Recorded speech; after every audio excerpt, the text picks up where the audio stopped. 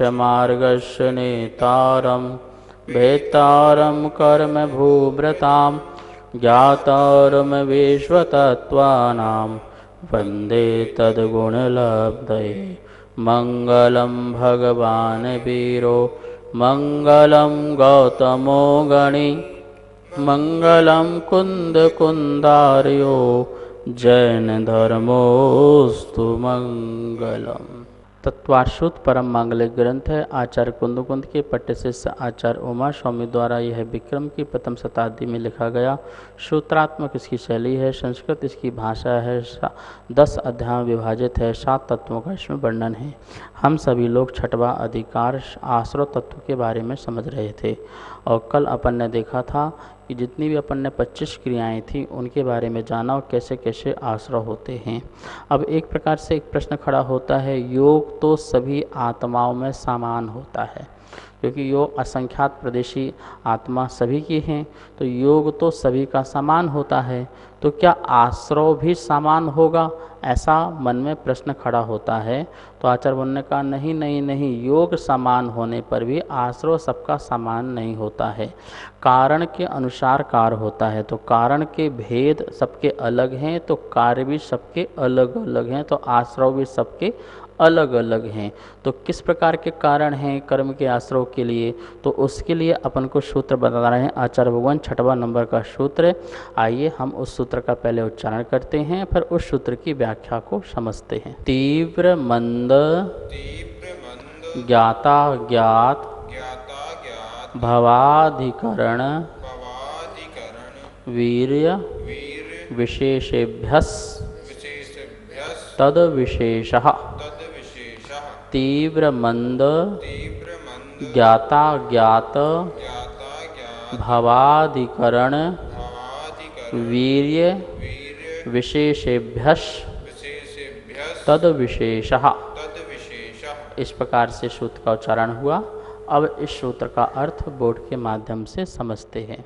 6वां अध्याय का सूत्र नंबर 6वां। तीव्र मंद ज्ञाता ज्ञात भवाधिकरण वीर्य विशेषभ्यस्, ये सातक लेंगे, विशेषेभ्यस् तद विशेषः। इस प्रकार से सूत्र का उच्चारण है। बोल रहे हैं तीव्र मंद ज्ञात अज्ञात भाव। ये जो भाव शब्द है ये सभी में लगा लेंगे।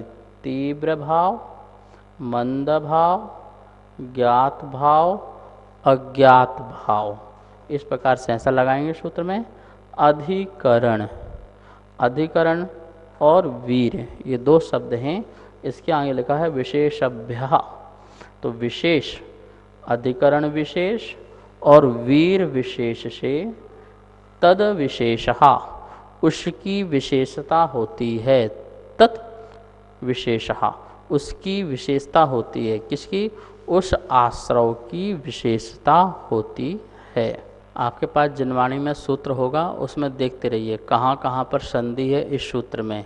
देखो तीव्र और मंद तो समझ में आ जाता है। उसके बाद जो ज्ञात अज्ञात लिखा है इसमें संधि निकलेगी, ज्ञात प्लस अज्ञात प्लस भाव, ठीक है ना। अब भाव और अधिकरण में संधि थी, भावाधिकरण लिखा था ना, तो भाव प्लस अधिकरण प्लस वीर, और विशेषभ्यस्त लिखा था तो क्या हो जाएगा विशेषभ्य, ये ठीक है। और फिर निकलेगा तत विशेषः, तत् दा था, दा का ता हो जाएगा संधि निकलते ही, और विशेषः निकलेगा। इस प्रकार से इस सूत्र में इस प्रकार की संधि है, ज्ञात प्लस अज्ञात, फिर भाव प्लस अधिकरण प्लस वीर, फिर विशेषभ्य, तत् और विशेषः। ये जो भाव शब्द है वो ऊपर जितने भी शब्द हैं वो सब में लगाना। आगे क्या लिखा है? तीव्र मंद, तो तीव्र भाव, मंद भाव, ज्ञात भाव और अज्ञात भाव। तो भाव कितने प्रकार के हो गए? 4 प्रकार के भाव हो गए। अधिकरण प्लस वीर विशेषभ्य, अधिकरण विशेष से और वीर विशेष से, ठीक है। अधिकरण विशेष की अपेक्षा से और वीर विशेष की अपेक्षा से भी आश्रव में क्या होती है? भिन्नता होती है। मंद भाव से भी, तीव्र भाव से भी, ज्ञात भाव से भी और अज्ञात भाव से भी कर्म के आश्रव में विशेषता होती है, और अधिकरण विशेष से भी और वीर विशेष से भी आश्रव के कारण में भेद होते हैं। तद विशेषता लिखा है, उसमें विशेषता होती है। किस में विशेषता होती है? आश्रव का अधिकार चला रहा है तो उन आश्रव में विशेषता होती है। आइए अब इस सूत्र के जो एक एक शब्द हैं उनके बारे में अपन समझते हैं। यहाँ लिखा है आश्रव में हीनता अधिकता के कारण। आश्रव में कैसे हीनता आती है, कमता आती है, अधिकता आती है, उनके कारण लिखे हुए हैं। यही सूत्र में ये बताया है। क्या लिखा है? पहला तीव्र भाव, तीव्र कषाय रूप भाव से आश्रव में कारण आएगा। मंद भाव, मंद कषाय भाव से भी आश्रव में ये हीनाधिकता आएगी। ज्ञात भाव, बुद्धि पूर्वक जान करके, उससे भी आश्रव होता है। अज्ञात भाव, प्रमाद अज्ञान सहित, प्रमाद और अज्ञान से सहित होने पर भी आश्रव होता है। अधिकरण, आधार, किस आधार के माध्यम से हमारा आश्रव हो रहा है? जीव के आधार से, अजीव के आधार से। तो जो हमारा आधार हो उसमें जो हमारा राग दुष्परिणाम लगे उसके आधार से भी कर्म का आश्रव होता है। और वीर, वीर मतलब शक्ति, शक्ति की अपेक्षा से भी आश्रय होता है। एक व्यक्ति गुस्सा कर रहा है एक बालक पर, दूसरा व्यक्ति भी दूसरा बालक पर गुस्सा कर रहा है, तो दोनों की शक्ति, कितनी तीव्रता की शक्ति से वो क्रोध कर रहा है, तो अपनी वीर विशेष के कारण भी, इसलिए यहाँ पर दो में विशेष लगाना है, बाकी सब में भाव लगाना है। दो में विशेष मतलब अधिकरण विशेष की अपेक्षा वो जीव अजीव, और वीर विशेष की अपेक्षा, शक्ति विशेष की अपेक्षा भी कर्म का आश्रय होता है। ये संक्षेप रूप में अपन ने यहाँ पर जो यहाँ 6 कारण बताए हैं आश्रय के, उसको अपन ने जाना। अब एक एक के बारे में थोड़ा विस्तार रूप से जानते हैं किस प्रकार से आश्रय में कारण हीनाधिकता की होती है। नमोस्तु आचार्य श्री। सूत्र में जो भाव शब्द आया है इसका अर्थ क्या है? भाव शब्द का अर्थ यहाँ पर सत्ता नहीं लेनी है, वस्तु का भाव या वस्तु का स्वभाव नहीं लेना है। यहाँ भाव शब्द का अर्थ है जो बुद्धि संबंधी व्यापार की प्रधानता लेना है। जो बुद्धि के कारण जिस प्रकार के अपने परिणाम होते हैं उसमें व्यापार होता है बुद्धि का, वो लेना है कि हमारा परिणाम कितने विचित्र रूप से परिणाम हो रहा है, बुद्धि कितने प्रकार से चल रही है। एक ही कारण हो और उसके भिन्न भिन्न व्यक्तियों की कितनी बुद्धि चल रही है, उस बुद्धि के व्यापार को यहाँ पर अपन को भाव लेना है। तो इस प्रकार से यहाँ पर भाव 4 प्रकार के बताए हैं। तीव्र भाव, मंद भाव, ज्ञात भाव और अज्ञात भाव। तीव्र भाव मतलब तीव्र बुद्धि का व्यापार, मंद भाव मंद बुद्धि का व्यापार, ज्ञात भाव ज्ञात रूप से बुद्धि का व्यापार, अज्ञात भाव अज्ञात रूप से बुद्धि का व्यापार। तो इस प्रकार से यहाँ भाव का अर्थ है बुद्धि संबंधी व्यापार की प्रधानता ही लेना है। अन्य जो भाव का अर्थ है सत्ता वगैरह आदि, वो यहाँ पर इसका नहीं लेना है अर्थ। तीव्र भाव किसे कहते हैं, ऐसा मन में प्रश्न उत्पन्न होता है। तीव्र भाव देखिए, अति आवेग के भाव में क्रोध, मान, माया, लोभ, क्रोध के तीव्र भाव, मान के तीव्र भाव, माया के तीव्र भाव और लोभ के तीव्र भाव, ऐसे परिणामों की तीव्रता को तीव्र कहते हैं। तीव्र, तीव्रतर, तीव्रतम, ये 3 ऐसे कैटेगरी बनाते हैं। तीव्र, उससे ज़्यादा भी तीव्रतर और सबसे ज़्यादा तीव्रतम, ये ऐसे तीव्र में चलेगा। ठीक है ना। जैसे क्रोध है, क्रोध की इतनी तीव्रता होना कि व्यक्ति अपना भी घात कर ले और दूसरे का भी घात कर ले, इतनी तीव्रता क्रोध की होती है। आदमी को कुछ सोचता नहीं है, कुछ मन में आता नहीं है और वो अपना बिगाड़ कर लेता है। दूसरे का भी बिगाड़ कर लेता है। इतना तीव्र क्रोध होता है। नारकी जीवों पर कितना तीव्र क्रोध होता है, ऐसी मनुष्यों में कितना क्रोध तीव्र होता है। तो वो अनंतानुबंधी संबंधी जो क्रोध, मान, माया, लोभ है, ये तीव्र कषाय हैं। मान के कारण व्यक्ति मरना पसंद करता पर झुकना पसंद नहीं करता है। मर मिटेगा, युद्ध कर लेगा, वह लड़ाई झगड़ा कर लेगा, लेकिन वो अपनी गलती स्वीकार नहीं करता है। वो मान, तीव्र मान, इससे कितना बड़ा कर्म का आश्रय होता है। मायाचारी अंदर बाहर से इतनी सरल दिखता है, वो इतना सरल कि इससे सरल दुनिया में कोई होगा नहीं, पर अंदर से उसकी तीव्र इतनी माया है कि आचार्यों ने कहा है कि वो देवी देवता भी आकर के उसकी मायाचारी पकड़ना चाहें तो ना पकड़ पाएं, इतनी तीव्र उसके अंदर अनंतानुबंधी संबंधी वाली माया होती है। तो वो माया तीव्र है। लोभ है, इतना तीव्र लोभ होता है पर पदार्थ के प्रति कि वह पर पदार्थ को छोड़ने को आतुर नहीं है। मर जाए, मिट जाए, जैसे समुद्र में जा रहा हो और उसके पास स्वर्ण आदि हो, तो वो जहाज डूबने लग जाए तो उसे जहाज डूबने का दुख ना हो रहा हो, लेकिन उसके जो स्वर्ण आदि हैं उसका अभाव होने का उसे इतना तीव्र दुख हो रहा हो कि वो उसको बचाने में लगा हुआ है, अपनी जान नहीं पर पदार्थ को बचाने में लगा हुआ है। तो कितना तीव्र लोभ होता है। तो इस प्रकार से क्रोध, मान, माया, लोभ आदि के कारण परिणामों की तीव्रता को तीव्र कहते हैं। और वह जो है बाह्य और आभ्यंतर कारणों से कषायों की उदीर्णा होने पर अत्यंत संक्लिष्ट भाव होते हैं।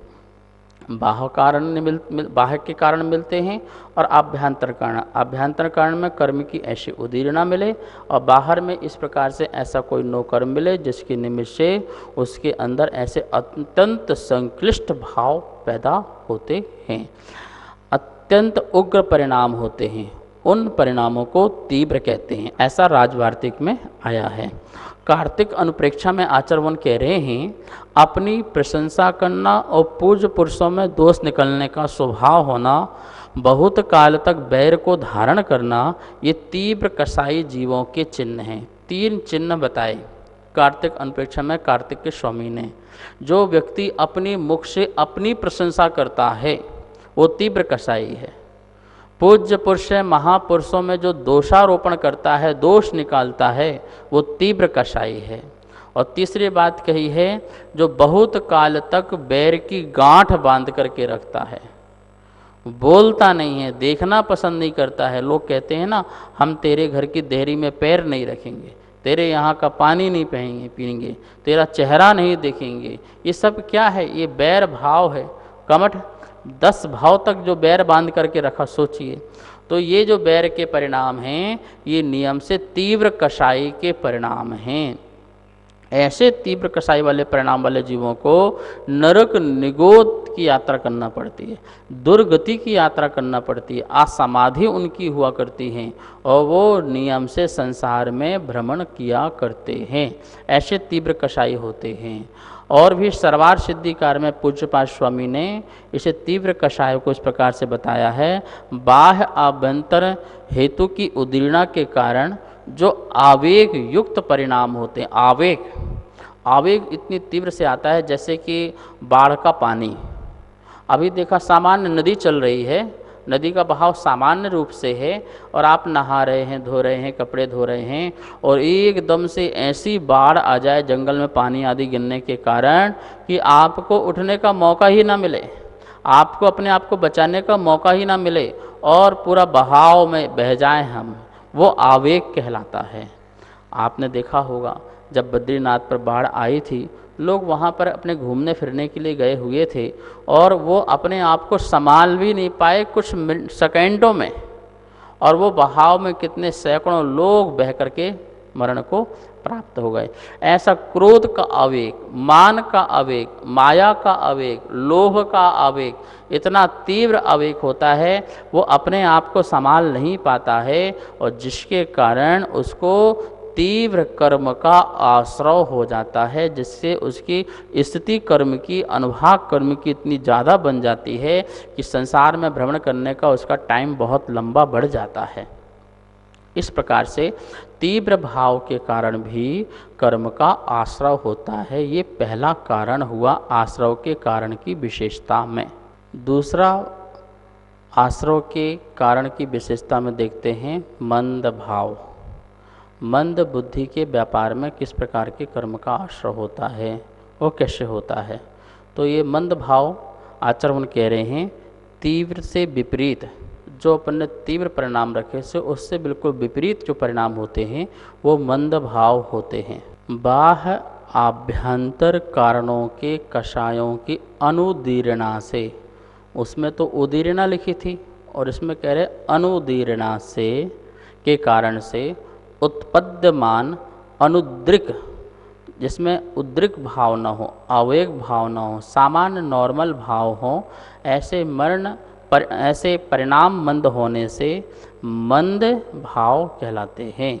देखिए बिल्कुल तीव्र जो परिणाम हो रहे थे उससे बिल्कुल बिल्कुल विपरीत, बिल्कुल जैसे अब मुनिराज हैं, अब मुनिराज को भी क्रोध मान माया लोभ हो तो उसमें और मंद मंद, छठम गुण स्थान में तीव्र और सप्तम गुण स्थान में मंद, उसके बाद और मंद मंद मंद मंद और फिर समाप्त कषाय।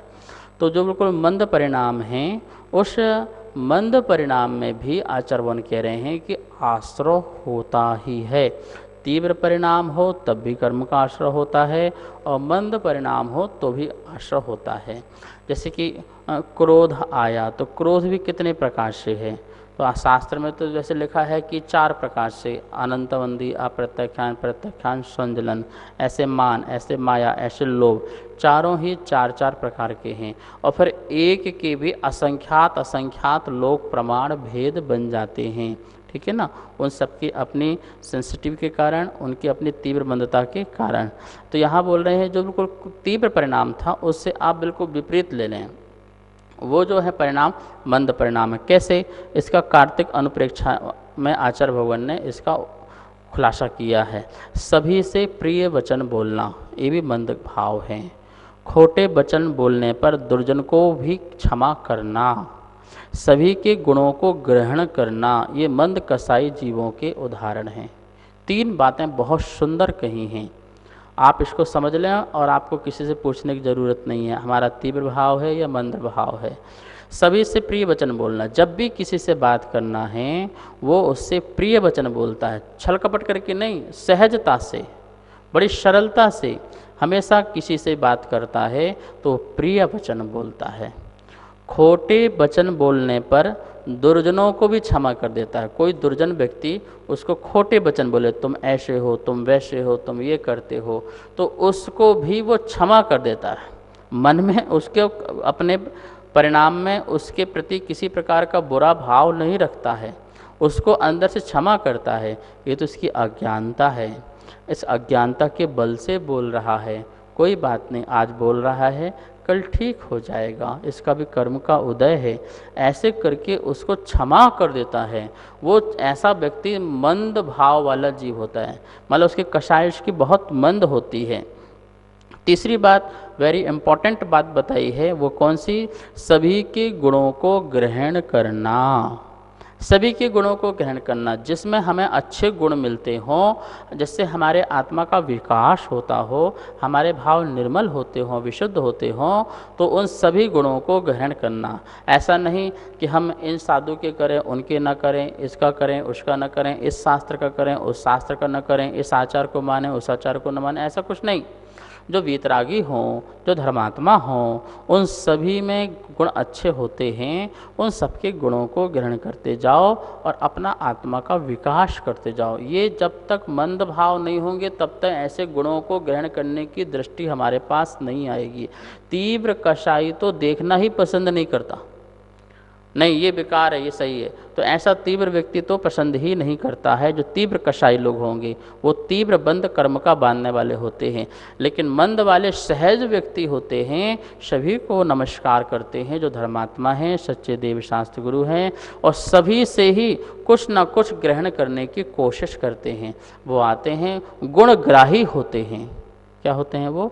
मंद भाव वाले ही गुणग्राही होते हैं, तीव्र भाव वाले गुणग्राही नहीं होते हैं। तीव्र भाव वाले तो वो जौक के समान होते हैं, जो आपके शरीर में लग जाए और वो खून चूसे, वो ऐसे होते हैं। लेकिन मंद जो भाव वाले होते हैं वो बिल्कुल सार को ग्रहण करते हैं और आसार को छोड़ देते हैं, सूप की तरह होते हैं। जैसे सूप जैसा होता है, आसार को नीचे गिरा देता है और सार को अपने ग्रहण कर लेता है। और जो तीव्र कसाई वाला होगा वो छन्नी की तरह है, जो सारभूत वस्तु को तो नीचे गिरा देता है और जो असारभूत वस्तु कचड़ा कूड़ा उसको छन्नी में रखे रहता है, वो ऐसा व्यक्ति होता है। तो यहाँ पर बता रहे हैं मंद भाव वाले व्यक्ति को कि 3 बातें: प्रिय वचन बोलना, दुर्जन व्यक्ति को भी क्षमा कर देना, और गुण ग्रहण का भाव अंदर सदा बना रहना, ये मंद भाव वाले जीव का होता है। पर इससे भी कहीं ना कहीं कर्म का आश्रय तो होता ही है, पर वैसा आश्रय नहीं होता है जैसे कि तीव्र भाव वाले व्यक्ति के हुआ करता है। नमोस्तु महाराज श्री। मंद भाव सम्यक दृष्टि को होते हैं या मिथ्या दृष्टि को भी होते हैं? सम्यक दर्शन और मिथ्या दर्शन ये श्रद्धान का विषय हो गया, दर्शन मोहिनी का विषय हो गया। तीव्र भाव और मंद भाव जो हैं वो चारित्र मोहिनी का विषय है।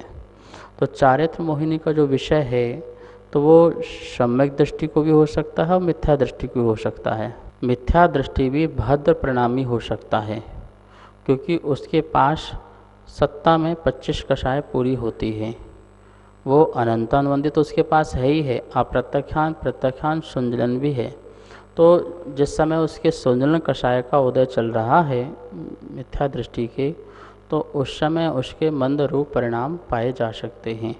तो कषाय की मंदता जो है वो सिर्फ सम्यक दृष्टि में होती है ऐसा नहीं, सम्यक दृष्टि में भी कषाय की तीव्रता हो सकती है। मुनिराज पर भी कषाय की तीव्रता हो सकती है अंतर मुहूर्त के लिए। अंतर मुहूर्त तक का उनका समय जो है वो तीव्रता का परिणाम भी हो सकता है, कोई प्रॉब्लम नहीं है। लेकिन सम्यक दृष्टि को ही मंद भाव होते हैं ऐसा नहीं, उसके भी तीव्र भाव हो सकते हैं, और मिथ्या दृष्टि को भी मंद भाव हो सकते हैं और तीव्र भाव हो सकते हैं। श्रद्धान का विषय बिल्कुल अलग है, डिफरेंट है। उसमें तो मैं क्या हूँ, मेरा स्वरूप क्या है, मैं पर से भिन्न हूँ, इस प्रकार का श्रद्धान आदि होना वो एक अलग चीज़ है। और बुद्धिपूर्वक परिणामों के व्यापार होना एक वो विषय अलग है, वो चारित्र मोहिनी में अपन को लेकर के जाना है। तो इस प्रकार से कभी कभी आपने देखा होगा कि मिथ्या दृष्टि इतना भद्र परिणामी है, जो देवशास्त्र गुरु को तो नहीं मानता है, उस संबंधी उसकी तीव्र कषाय तो चली रही है, जो सत्य को नहीं स्वीकार कर रहा है, ठीक है ना। लेकिन उसके आचरण में आप देखेंगे तो हमेशा वो प्रिय वचन बोलता है। कोई ऐसा व्यक्ति आपको मिल जाए बहुत प्रिय वचन बोलता है, बहुत धीरे धीरे बातें करता है, कभी झूठ नहीं बोलता है, हिंसा के परिणाम भी नहीं रखता है, और चोरी नहीं करता है, और कभी उसको कुछ भी कह दो तो वो कोई जवाब भी नहीं देता है। ऐसे व्यक्ति आपके इर्द गिर्द आसपास कहीं देखने में मिल जाते होंगे और मिलते ही हैं, और वो सबको क्षमा भी करता रहता है, और उसकी दृष्टि हमेशा दूसरों को गुणों को ग्रहण करने में भी रहती है। तो इस प्रकार से भद्र परिणामी कोई साधु बन जाए, मिथ्या दृष्टि भी हो, तो वो भी क्या बोलते 12वें स्वर्ग आदि तक को प्राप्त कर लेता है। तो इस प्रकार से मंद भाव सिर्फ सम्यक दृष्टि मुनिराज शुद्धोपयोगी को होते हैं ऐसा नहीं है, मंद भाव उस जीव के भी हो सकते हैं। लेकिन अत्यंत मंद भाव जो हैं, जैसे 9वें 10वें गुण स्थान में जो पाए जाते हैं, वो तो मुनिराज के हैं। जैसे सूक्ष्म लोक की कषाय वो मुनिराज को ही है सबसे 10वें गुण स्थान में, ठीक है ना। लेकिन ऐसे व्यवहार संबंधी वाली जो मंद भाव कह रहे हैं वो मिथ्या दृष्टि में भी पाई जा सकती है। इस प्रकार से आज अपन ने तीव्र भाव और मंद भाव इन दोनों के कारण आश्रयों की कमता और अधिकता में अंतर देखा, उनके कारण देखे कि आश्रयों में कारण हैं कारण में भेद होने से कार्य में भी भेद हो जाते हैं। यद्यपि आत्मा का योग जो है सभी का एक है, लेकिन उस योग में भी परिणामों की विचित्रता होने के कारण आश्रयों का जो है वो भिन्न भिन्न तरीके से, भिन्न भिन्न रूप से, जितने जीव हैं उनका सबका भिन्न भिन्न रूप से हो रहा है। इस प्रकार से इस सूत्र के माध्यम से अपन ने आज सिर्फ दो बातें जानी, तीव्र भाव और मंद भाव। इसके आगे जो ज्ञात भाव और अज्ञात भाव है उसकी अपन कल चर्चा करेंगे।